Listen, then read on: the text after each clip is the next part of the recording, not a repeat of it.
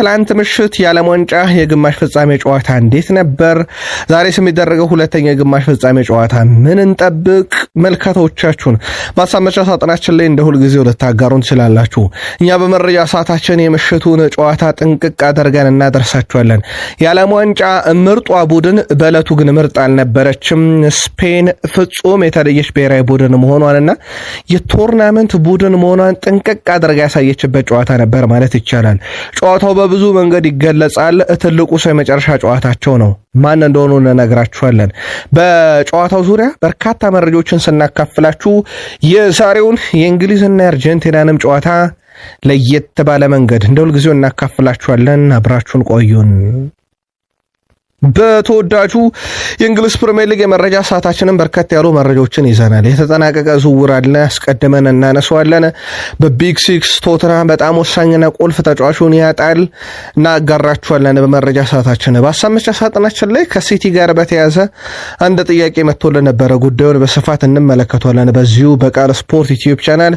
በማንቸስተር ሲቲ የመረጃ ሰዓታችን ከቼልሲ ጋር በተያዘ በዝውውር መስኮቱ ወቅታዊ እንቅስቃሴዎችን ስናነሳ የቀድሞ ሰዋቸውን ያመጣሉ ስለተባለው ጉዳይ ተጨማሪ መረጃዎችን እናካፍላችኋለን። የቼልሲ ዝውውር መስኮት በስፋት ይዳሰሳል። ከሊቨርፑልም ጋር በተያያዘም በቡድኑ ወሳኝ ተጫዋቾች ወቅታዊ ዝውውር ጉዳይ ላይ ታማኝ የዜና ምንጮችን ዋቢ እናደርጋለን። ሊቨርፑል ቤት ወቅታዊ አዲስ ጉዳይ ይዟል። የአርሰናሉ ተጫዋች በፕሪሚየር ሊግ ክለቦች እየተፈለገ ይገኛል። አርሰናል ሌላ የሚሸጠው ተጫዋች በጣም የተቃረበ ይመስላል። ወደ ቡድኑ በሚያመጣቸው ተጫዋቾች ከአጥቂ እስከ ግብ ጠባቂ እናነሳለን። የክንፍ አጥቂን ጉዳይ እናጠረዋለን። በአርሰናል በኩል በጣም አሳሳቢው ዜና እንደተሰጋው የሳሊባ ጉዳት ሆኗል። ትናንት ተመልክተነዋል። ከዛ ውጪ በአርሰናል በኩል በቡድን ዜና በርከት ያሉ ጥንቅሮች በቃ ይዘዋል። የማንቸስተር ዩናይትድ አዲሱ ፈራሚ ጋዜጣዊ መግለጫ እናነሳዋለን። ሶስተኛው ሰው በኦልድ ትራፎርድ አንድ ዝውውር ደግሞ ባለቤቶቹን በጣም አስገርሟቸዋል የተባለው ዩናይትድ ሁለት ውይይቶችን ወይም ሁለት ድርድሮችን አድርጓል። የትኞቹ እንደሆነ እናካፍላችኋለን። በቃል ስራችሁን ከቆያችሁ እነኝና ሌሎች የተመራረጡ ስፖርታዊ ጥንቅሮችን ትከታተላላችሁ። ምሽታችሁ እንዴት አለፈ? ዛሬስ ምን እንጠብቅ ብለን የጀመርነው ላይክ ማድረግ እንዳይረሳ። ልቻችንን ጀመርን። አብራችሁን ቆዩን። ስፔን ለ2026 የዓለም ዋንጫ ፍጻሜ ጨዋታ በቅታለች። በጣም ትልቁ ጨዋታ ስፔን ጋር ግን ትላንትና በጣም ቀላሉ ጨዋታ ይመስል ነበረ። ምናልባት ከጨዋታው ክብደት አንጻር ማለት ነው። ስፔን ትላንትና 2-0 አሸንፋለች። ሚኬል ኦያርዛባል 22ኛው ደቂቃ ላይ በፍጹም ቅጣት ምት፣ ፔድሮ ፖሮ በ58ኛው ደቂቃ ላይ በጨዋታ ሁለቱን የስፔን ግቦች ከመረብ አዋህደው ነው ስፔንን ለፍጻሜ በቋት። ስፔን ከ16 ዓመት በኋላ በዓለም ዋንጫ ፍጻሜ ደርሳለች። ጠንካራ የተከላካይ ክፍል እንዳላት ያሳየችው ስፔን በውድድሩ አንድ ጎል ብቻ ነው ሆነም የተቆጠረባት። የ19 ዓመቱ ላሚን ያማል አስቀድሞ በዩሮ ፍጻሜ የተጫወተ ሲሆን ከቀናት በኋላ ደግሞ በዓለም ዋንጫ ፍጻሜ ይጫወታል። በ19 ዓመቱ በ16 ዓመቱ ዩሮ ፍጻሜ ተጫውቷል። የሁለቱ ብሔራዊ ቡድን ጨዋታ 70176 ተመልካች በስቴዲየም ታደሙ ነበር።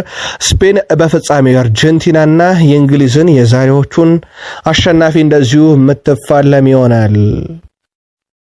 ዳኛው ግማሽ ፍጻሜ መዳኘት አቅም አለው ወይ የሚል ጥያቄ ያለኝ እያሉ ነው ዲዲየር ዴሾፕ። አሰልጣኝ ዲዲየር ዴሾፕ በስፔን ከደረሰባቸው ሽንፈት በኋላ የዕለቱ ዳኛ ላይ ቅሬታቸውን አሰምተዋል። ተጫዋቾቼ አዝነዋል ያሉት አሰልጣኙ ጥያቄ ጠይቃለሁ፣ ጥያቄው ግን እኔ አልመልስም፣ ይህ ዳኛ የዓለም ዋንጫን ግማሽ ፍጻሜ መምራት አቅም አለው ወይ የሚል ጥያቄ ያለኝ እያሉ ይገኛሉ። ምናልባት ከዳኝነት ውሳኔ ጋር በተያያዘ ብዙ የሚነሱ ቅሬታዎች ያሉበት የዓለም ዋንጫ እንደሆነ ይታወቃል።